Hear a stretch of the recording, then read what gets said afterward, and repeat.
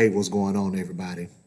We've all heard the phrase that you can't pour from an empty cup.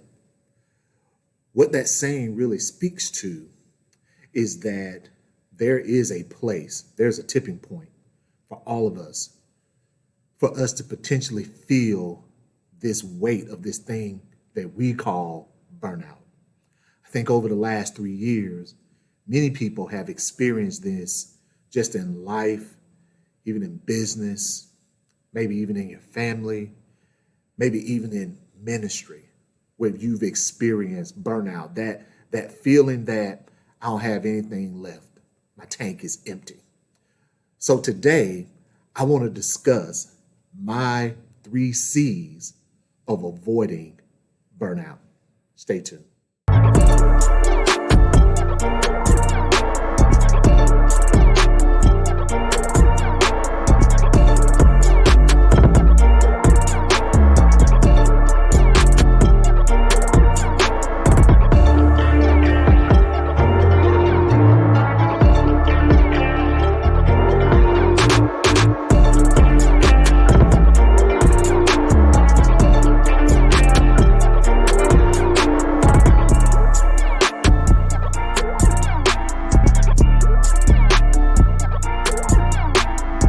Here we go. So this thing called burnout. Again, that saying, you can't pour from an empty cup. Or there's even another one that I love that says that we need to put on our own oxygen mask first. Speaks to the need for each and every last one of us to evaluate where we're being filled up from. Where is our supply to be productive, to keep going? Where does that come from? I can tell you that in my own life that I've experienced this burnout in life and in business. I was about 32 years old and I was probably working 60 hours a week. I was at what I would consider a very high point in my career and in my life. I remember sitting at home one day. I was watching college football. That's my time of the year. I was watching college football and I had my laptop and I was working. Was a custom. This was a custom, right? This is what I did. I would spend all those hours in the office every week, and then I would come home with a laptop on Saturday and Sunday, and I would work even more. But this particular Saturday was different because I started to feel this pain on my left side, my left arm, my shoulder, and my chest. I ignored it like many of us men do. And I went on and I continued to do what I was doing. In my work, this was a particularly stressful time of the year because in nonprofit, grant writing is a thing. Grant management is a thing. And I was the one that was charged with doing a lot of this. Over the next several hours, what I found was that this pain got increasingly more intense, to the point where the thought came into my head, oh man, am I having a heart attack? The pain got even worse over the next several minutes. So I picked myself up. I didn't call 911. I picked myself up. I got in the car and I drove myself to the ER. I walked into the ER and I told the attendant, listen, I think I'm having a heart attack. I'm 32 years old. They immediately wheeled me back. They got me hooked up to all of these machines and all of this stuff. And probably an hour or so later, the doctor comes in after a set of nurses were in and out and they were running blood work. They were doing all of these things to make sure that I was okay. And the doctor finally comes in and he says, well, the good news is, Mr. Fitzpatrick, you didn't have a heart attack. He said, I think what you experienced was a bout of anxiety. And immediately I was like, oh, the devil is a lie. I don't deal with this. This is not what I do. I'm pretty calm. I'm pretty steady. Anybody that knows me. And he said, I'm not going to give you any medication of anything. I need you to try to relax, follow up with your doctor on Monday, but I think you're in a good place. All your numbers look good. Your blood pressure is back down and so on. So I followed up with my doctor the next week. He comes in and he sits in the corner, has his glasses kind of out on the end of his nose like he usually does. So I knew, I'm like, man, he's about to light into me.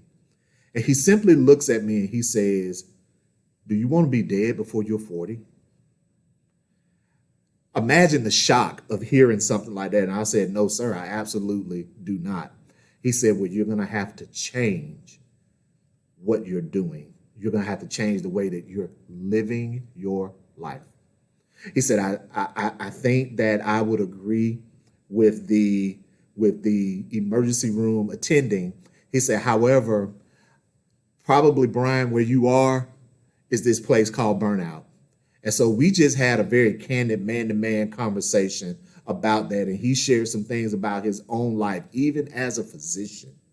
So it leads me to know and understand that we all, at some point, may have to come through this way. We may have to walk this path. I share all that to say that there's a way out. Over the years, I had to develop strategies and things to help keep myself centered and focused on the main things. And so these three things that I want to share with you really quickly are kind of a synopsis of what I discovered. It comes from a story in Exodus chapter 18 where Moses' father-in-law Jethro had come to him because Moses was at a place where he was really experiencing burnout. The nation had grown too big for him to continue to lead the way that he was leading. How many of us have ever experienced in life where things have gotten too big for us to continue to do it the way that we've always done it, right? But we don't have time. So I want to just talk to you, number one, about the first C, which is control. Okay, control. Control what? Control of our commitments, control of our output, and control of our expectations. So I'm not talking about control as in we got to have control of everything. It is actually the opposite. See, what I learned is that I had to control some very specific things. And then I had to get much better as a leader at delegating. That was my thing. That may not be yours, but that was my thing. And so those things that I had to learn to control, number one, I had to learn to control my commitments. I had a problem with overcommitting. And you know, I've told y'all before, the overestimation of capacity leads to procrastination, but the overestimation of capacity also is a freeway to burnout. The second thing is you have to learn to control your output, right? And so when I say output, I'm talking about our productivity. We have to keep a realistic view of how much we can get done in a given day. So we spend all this time just working. What we say is, oh man, you got to keep grinding, you got to keep grinding, you got to keep grinding. Well, you can run fast in place and not be making any progress. You can run fast right where you are and not take a step forward or backwards. And so what I learned was that output was relative, but it was absolutely something that I needed to have control over. And I started to control it with my mindset. What is it that I need to get accomplished today? I started to make the main things the main things.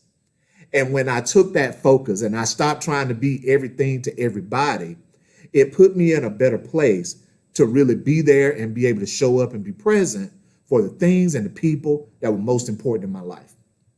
The third thing is I had to learn to control my expectations. See, a lot of times the pressure that we feel in life and in business, it comes from unrealistic expectations that we place on ourselves. And so we have to learn what expectations of us are reasonable. This is going to take some thought. This is going to take some time with us just staying in a place where we are focused, again, on what the main things are. And that is when those primary expectations will become most clear for us. So we have to stay in control of our commitments, what we invest in our time into. We have to stay in control of our output. How are we using the time that we're investing?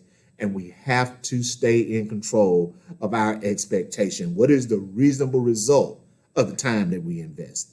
The second thing is that I learned is that I needed community.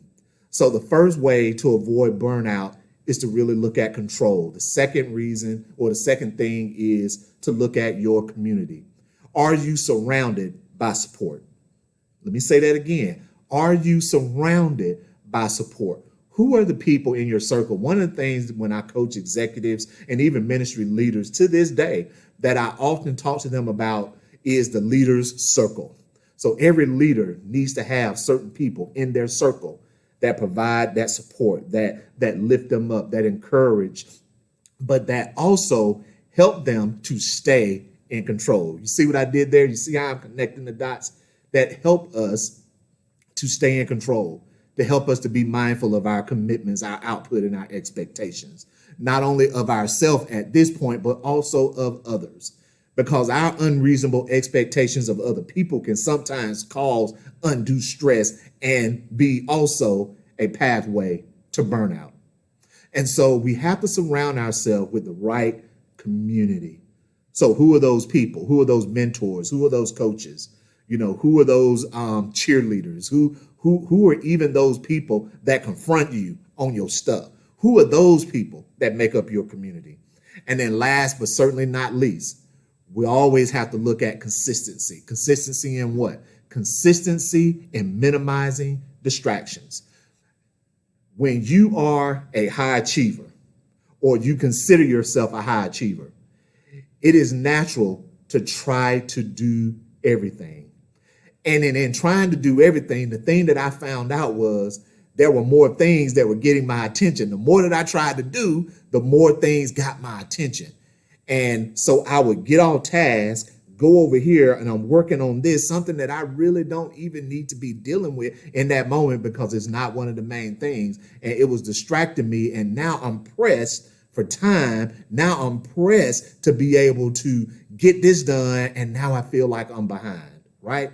And so we have to do a good job as leaders in life and in business of minimizing the distractions. What are your distractions? Is the question that I would ask you. Is it social media? Is it spending too much time on a particular hobby? Is it the fact that you're supposed to be working and you're actually scrolling? What is it? What are those things that draw your attention away from? I like to call it this, chasing squirrels. So what are the squirrels that kind of swirl around when you're trying to be productive? One of the things that you can do to really minimize those distractions is to find out or figure out what is your most productive time of the day. See, it's kind of like people that work out. You have some people, they can get up super early in the morning, they can work out and they're at their best. You have some people, it has to be in the evening. Some people, it's around lunchtime, it's in the middle of the day.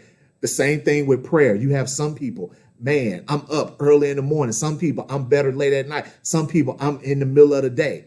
So what is that time where you feel the least distracted? And what is that time where you feel the most productive? That's going to be the place where you find the most consistency. Being able to do the things that are necessary to get the results that you want to get. All right, that's leading in life.